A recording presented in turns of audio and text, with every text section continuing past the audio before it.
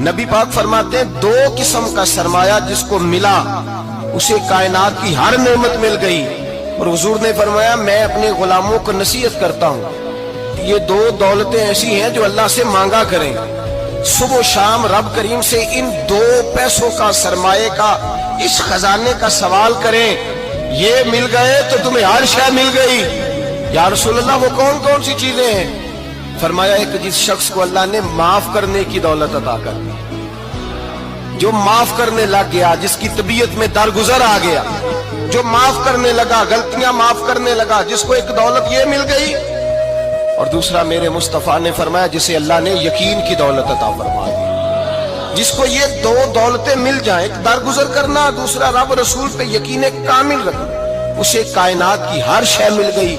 मेरे नबी पाक ने फरमाया, जब भी दुआ मांगो खुदा से ये दो नेमतें मांगा करो।